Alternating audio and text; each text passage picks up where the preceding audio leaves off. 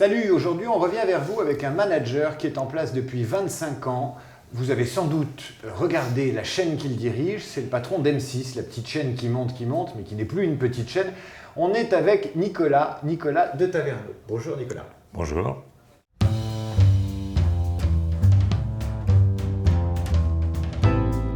On revient vers vous.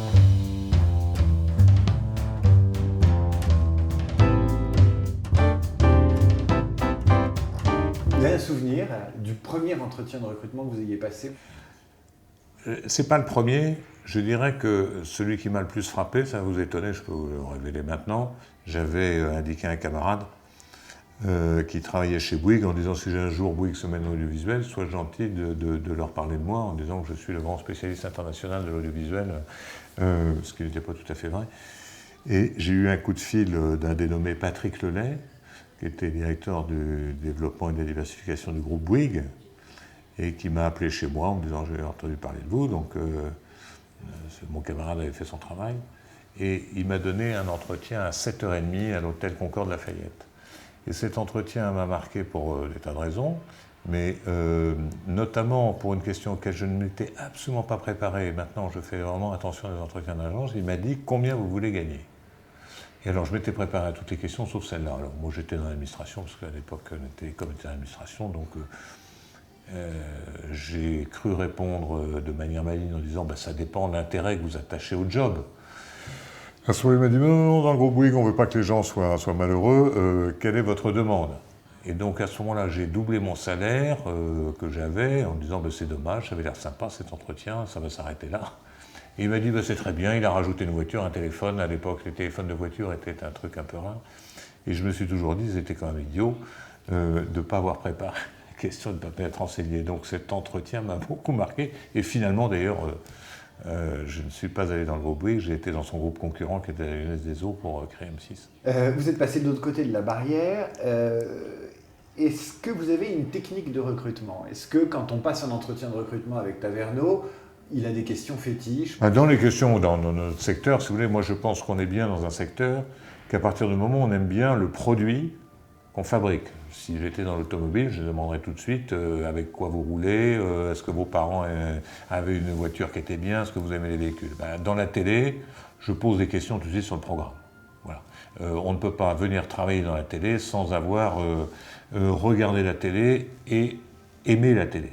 La deuxième chose, j'aime bien m'évader et connaître un peu de curiosité sur la vie personnelle des gens, c'est-à-dire comment ils voient les choses, comment ils ont des opinions qu'ils ont, etc. Parce que c'est l'occasion d'échanger et de voir un peu la personnalité, de cerner un peu la personnalité. Voilà, c'est pas des techniques très précises, et on se rend assez vite compte. Je pense que l'entretien est plus important que le CV. Est-ce que ça vous arrive de retoquer des candidatures proposées et validées par vos équipes? Ça m'est arrivé. Pendant les 10 premières années de la mise en place du groupe, je voyais tous les candidats qui revenaient, au moins 10 minutes, voilà, pour me dire au moins je les aurais vus à l'entrée. Voilà, c'était très important. Moi je pense que c'est l'acte de l'entrepreneur ou du chef d'entreprise le plus important, c'est le recrutement. Vraiment, beaucoup de gens le disent, mais c'est vrai, je le vérifie sans arrêt. La différence d'activité, quand elle est occupée par un responsable qui est compétent, attractif, etc., ou quelqu'un qui a plus de difficultés, quelquefois d'ailleurs, ce n'est pas simplement dû à la qualité des personnes, c'est dû à la qualité du choix de l'endroit pour lequel il postule ou pour lequel on a souhaité le mettre. Et donc, je me garde, évidemment pour autant que ça soit étayé, une capacité de dire non, ou alors je ne vois pas la personne. Mais si je n'ai pas cette capacité de dire non, je ne prends pas rendez-vous. Quelle est, d'après vous, la qualité que vous reconnaissent vos équipes et qui disent dans votre dos? Oui, comme c'est dans mon dos, par définition, je ne le sais pas, mais probablement d'être déterminé, ce qui veut dire d'avoir un volume de travail et d'approfondissement de la vie au travail qui, je pense, est significatif. Donc je pense que c'est ça dans la qualité qu'ils me reconnaissent. Dans votre dos, d'après vous, qu'est-ce qu'ils disent de négatif? D'être casse-pied. Voilà, d'être casse-pied. Casse-pied, c'est comment? Casse-pied, c'est-à-dire qu'on ne laisse rien passer,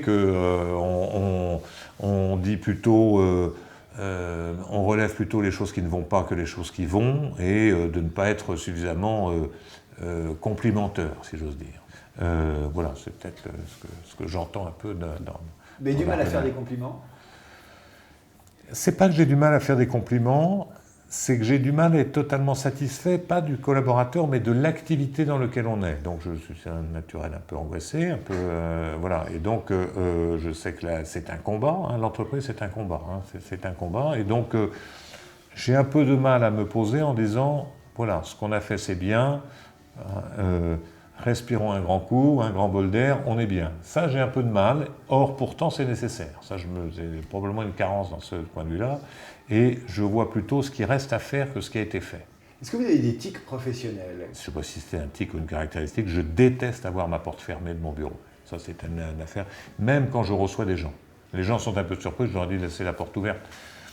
Je trouve qu'en France, on a trop tendance à être cloisonné, et moi j'aime bien voir des bureaux ouverts, et le mien, je dois dire, doit toujours rester accessible. C'est pas et j'ai une claustrophobie d'être enfermé.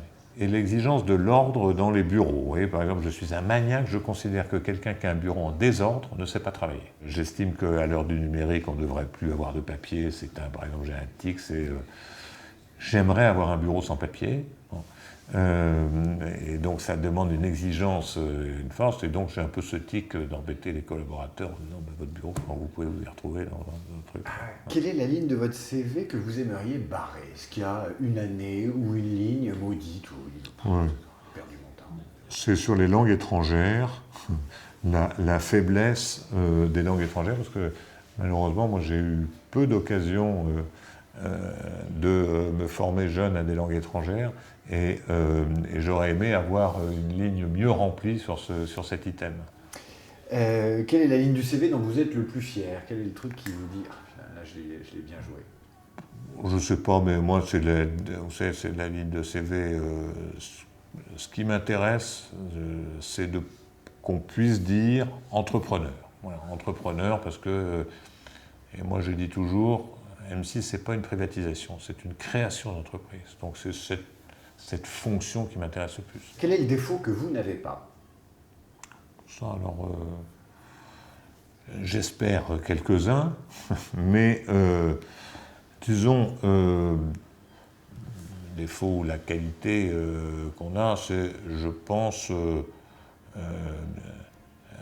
la franchise comme qualité, et à l'inverse, je ne crois pas être tordu vis-à-vis des gens. J'exprime parfois un peu trop directement, mais j'essaye d'exprimer autant que faire se peut, de manière directe et franche, les sentiments, les instructions, les analyses qu'on fait sur l'entreprise. Je vous ai entendu dire sur RTL il y a 2 mois, oui je suis radin et tant mieux.